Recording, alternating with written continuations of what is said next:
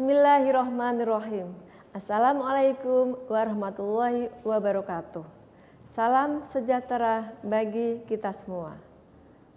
Profesi dosen merupakan amanah intelektual sekaligus bentuk pengabdian kepada bangsa melalui pelaksanaan Tridharma perguruan tinggi, yaitu pendidikan, penelitian, dan pengabdian kepada masyarakat. Dalam era transformasi sistem kesehatan, dosen memiliki peran strategis sebagai pendidik, peneliti, inovator, dan agen perubahan yang berkontribusi dalam pengembangan ilmu pengetahuan, teknologi, dan inovasi khususnya di bidang ekonomi kesehatan. Melalui pengembangan keilmuan tersebut, diharapkan dapat mendukung terwujudnya kebijakan dan pelayanan kesehatan yang efektif, efisien, berkeadilan, berkelanjutan, serta memberikan manfaat nyata bagi peningkatan derajat kesehatan masyarakat. Perkenalkan, saya Rofiatun Zakiyah, SE MKes, dosen tetap Program Studi Sarjana Kesehatan Masyarakat Fakultas Ilmu Kesehatan Universitas Indonesia Maju. Saya berkarir sebagai dosen sejak tahun 2008 dengan bidang kepakaran ekonomi kesehatan. Dalam proses pembelajaran, saya berkomitmen mengintegrasikan hasil penelitian, studi kasus aktual, perkembangan kebijakan kesehatan nasional, serta pengalaman lapangan agar mahasiswa mampu menghubungkan teori dengan praktek melalui pembelajaran yang interaktif, berpusat pada mahasiswa dan berbasis pemecahan masalah. Mahasiswa diharapkan memiliki kemampuan analisis ekonomi dalam pengambilan keputusan kesehatan serta mampu merancang solusi yang inovatif dan aplikatif. Pada kesempatan ini, saya akan mendemonstrasikan proses pembelajaran pada mata kuliah Ekonomi Kesehatan dengan bobot 2 SKS yang merupakan mata kuliah penciri Program Studi Sarjana Kesehatan Masyarakat Fakultas Ilmu Kesehatan Universitas Indonesia Maju. Mata kuliah Ekonomi Kesehatan bertujuan membekali mahasiswa dengan kemampuan memahami dan menerapkan prinsip, teori, serta metode ekonomi dalam sektor kesehatan. Mahasiswa juga diharapkan mampu menganalisis sistem dan pembiayaan kesehatan, melakukan evaluasi ekonomi sebagai dasar pengambilan keputusan, serta merancang program kesehatan yang efektif, efisien, dan berkelanjutan guna meningkatkan derajat kesehatan masyarakat. Materi pembelajaran disusun secara sistematis, meliputi konsep biaya dalam kesehatan masyarakat, permintaan layanan kesehatan, analisis industri layanan kesehatan dan sistem asuransi kesehatan, analisis biaya dan evaluasi ekonomi kesehatan, metode evaluasi ekonomi, pembiayaan kesehatan makro, pengelolaan keuangan sektor pemerintah, pembiayaan kesehatan berbasis pemberdayaan masyarakat, kewirausahaan sosial dalam kesehatan, konsep asuransi kesehatan, evaluasi ekonomi kesehatan, serta perancangan program kesehatan yang cost efektif. Adapun capaian pembelajaran mata kuliah atau CPMK yang ingin dicapai adalah agar mahasiswa mampu 1. Menjelaskan konsep permintaan dan penawaran layanan kesehatan. 2. Menganalisis industri layanan kesehatan, dan sistem asuransi kesehatan. 3.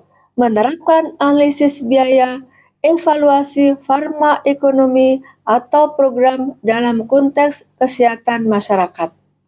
Keempat, merancang program kesehatan berbasis pemberdayaan masyarakat. Dan yang kelima, menghasilkan program yang memberikan dampak signifikan terhadap kesehatan masyarakat. Bahan ajar yang digunakan disusun berdasarkan buku-buku ekonomi kesehatan, jurnal ilmiah, serta hasil penelitian dan pengabdian kepada masyarakat yang telah saya lakukan. Pembelajaran dirancang menggunakan pendekatan Outcome Based Education atau OBE yang diimplementasikan melalui Student Centered Learning atau SCL. Berbagai metode diterapkan, antara lain presentasi, diskusi kelompok, tutorial, studi kasus, penugasan individu maupun kelompok, forum diskusi daring, serta project-based learning. Pendekatan ini mendorong mahasiswa berpikir kritis, mampu menganalisis data, berkomunikasi secara ilmiah, bekerja sama dalam tim, serta menyusun rekomendasi kebijakan dan program kesehatan berbasis bukti. Sebagai luaran pembelajaran, mahasiswa menghasilkan analisis efisiensi program kesehatan, kajian kebijakan pembiayaan dan asuransi kesehatan, proposal program kesehatan berbasis pemberdayaan masyarakat yang dilengkapi analisis ekonomi serta laporan dan presentasi ilmiah. Luaran tersebut diharapkan menjadi bekal bagi mahasiswa sebagai perencana, pengelola, maupun analisis kebijakan kesehatan. Interaksi pembelajaran dibangun melalui komunikasi aktif antara dosen dan mahasiswa, baik secara tatap muka maupun daring. Saya berperan sebagai fasilitator yang membimbing mahasiswa dalam mengembangkan kemampuan berpikir kritis, analitis, komunikatif, dan kolaboratif. Seluruh proses pembelajaran juga didukung oleh portal e-kampus sebagai media presensi, penyediaan materi, pengumpulan tugas, dan pelaksanaan evaluasi pembelajaran. Asesmen pada mata kuliah ini dirancang secara terpadu sesuai outcome-based education melalui asesmen formatif dan sumatif. Penilaian dilakukan berdasarkan partisipasi aktif, kuis, tugas individu, proyek kelompok, ujian tengah semester atau UTS, dan ujian akhir semester atau UAS. Sejak awal perkuliahan, mahasiswa memperoleh informasi mengenai rubrik dan bobot penilaian sebagai bentuk transparansi. Adapun bobot penilaian terdiri atas 1. Partisipasi dan keaktifan 10%, kuis 10%, 3. Tugas individu 20%, 4. Proyek atau tugas kelompok 25%. Sementara ujian tengah semester 15% dan ujian akhir semester atau UAS 20%.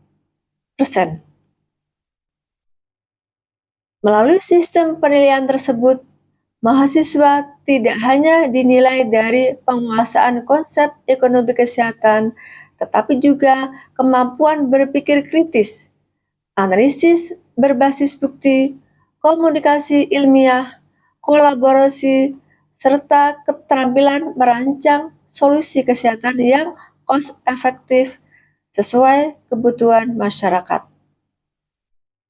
Demikian pemaparan saya.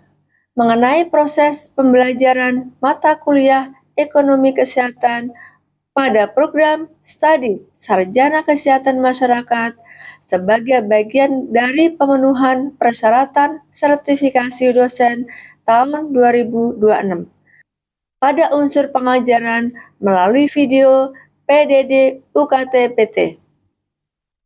Selanjutnya, akan ditampilkan demonstrasi proses pembelajaran dan interaksi bersama mahasiswa di dalam kelas.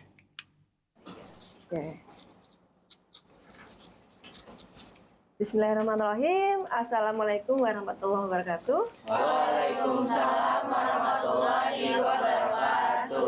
Selamat pagi untuk teman-teman semua. Semoga pagi ini tetap semangat. Oke ya? Ya udah pada sarapan kan? Oke ya. Baik, untuk hari ini ya kita masuk ke materi kedua ya. Kita akan bahas mengenai konsep permintaan dan penawaran pada layanan kesehatan ya. Jadi sebelum saya masuk ke materi ini ya, saya akan mereview dulu pertemuan yang kemarin ya. Kemarin kita membahas mengenai ruang lingkup ekonomi kesehatan ya. Mungkin teman-teman di sini yang masih ingat kemarin saya memberikan materi mengenai apa itu pengertian ekonomi. Ada yang bisa jawab? Mungkin yang kemarin? Bu. Ya, namanya siapa?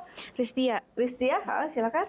Jadi ekonomi itu ilmu yang mempelajari bagaimana individu, masyarakat, dan pemerintah menentukan pilihan dalam menggunakan sumber daya yang terbatas untuk memenuhi kebutuhan manusia yang tidak terbatas. Ya. Jadi bagaimana kita sebagai individu memilih pelayanan mana yang akan kita dapatkan. Apakah di klinik, apa di rumah sakit, atau mungkin di kita lagi nggak enak badan ke toko obat saja. Nah, itu sebuah pilihan karena hidup itu selalu memilih, ya kan? Ya. Oke. Yang kedua, kira-kira apa sih pengertian dari sehat menurut WHO? Ada yang bisa jawab? Aku Fadlan. Ya baik, betul Bu. Perkenalkan, nama aku Fadlan. Aku mau ngejelasin apa itu sehat menurut WHO Bu ya. Menurut WHO, sehat adalah keadaan sejahtera secara menyeluruh yang meliputi aspek fisik, mental, dan sosial, serta bukan hanya keadaan terbebas dari penyakit atau kelemahan. Nah, dari definisi tersebut, itu menunjukkan bahwa seseorang belum tentu dapat dikatakan sehat hanya karena tidak mengalami penyakit, Bu. Ia juga memiliki kondisi mental dan sosial yang baik.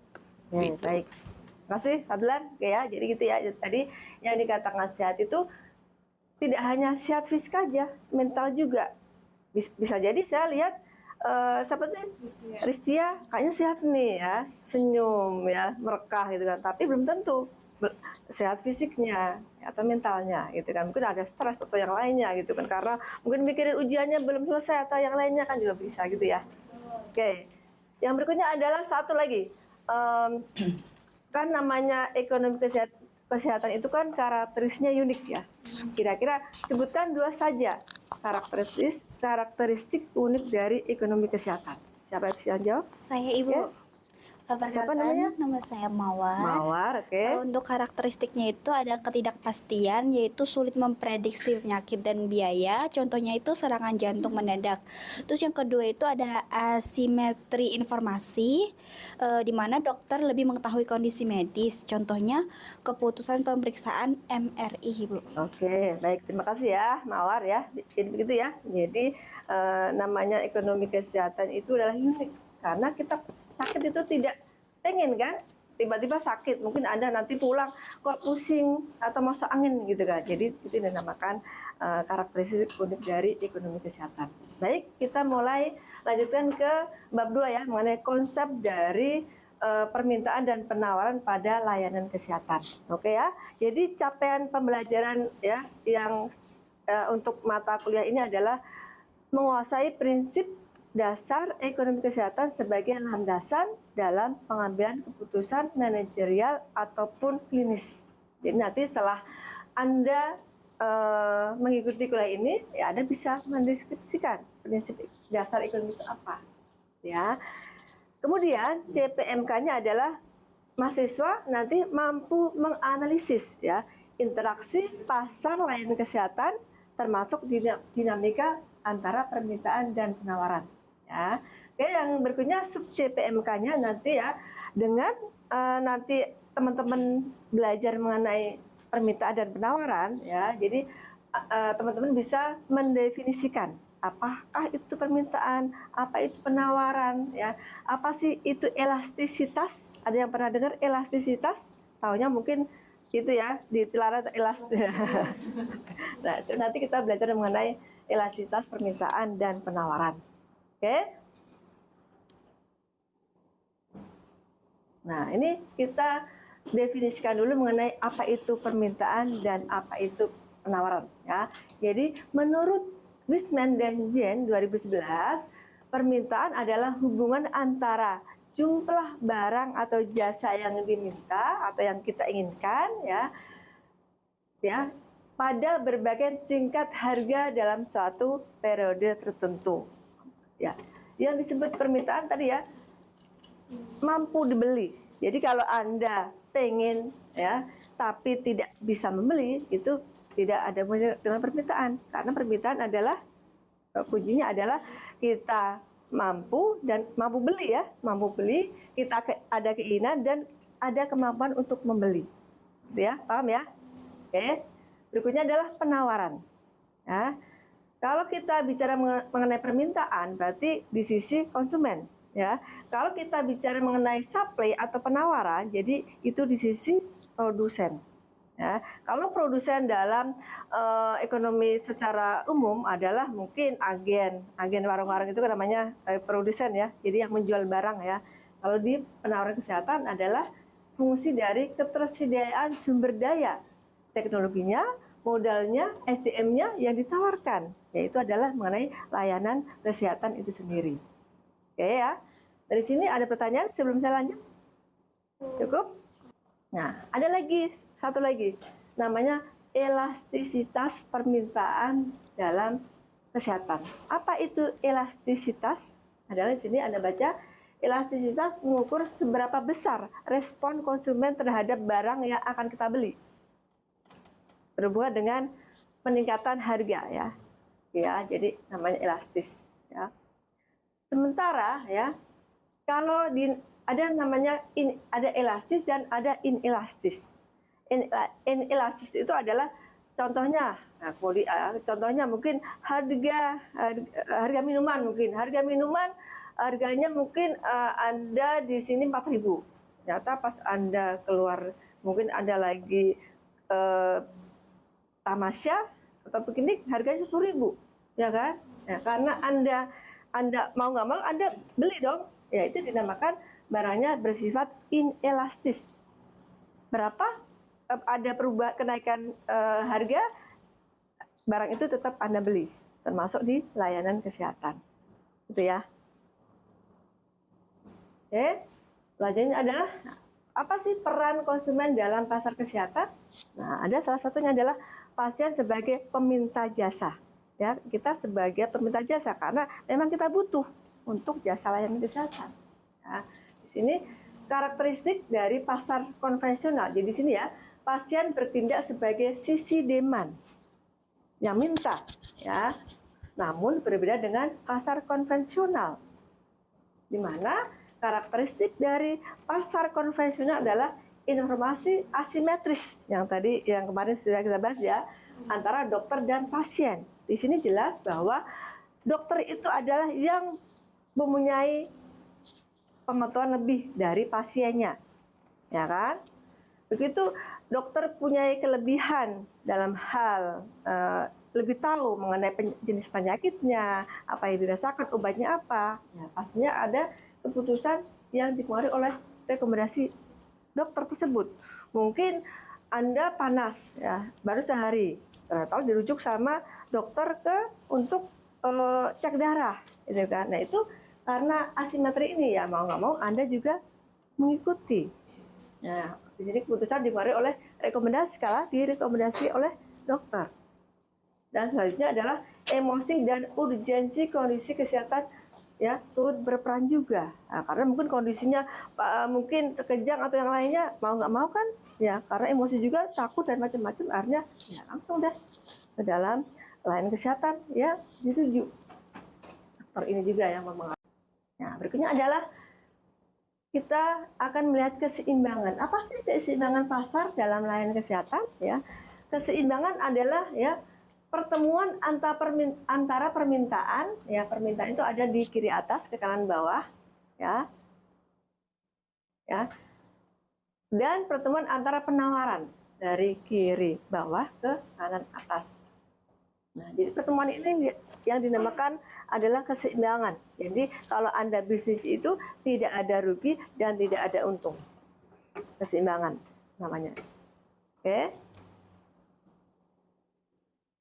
Nah, bagaimana sih era layanan kesehatan di era 5 itu ya? 5O itu apa sih ya? Kita tahu adanya transformasi digital kesehatan. Ya, sekarang begitu ada banyaknya digitalisasi ya, teknologi yang sekarang banyak digunakan lah ya. Sekarang banyak gunakan ya.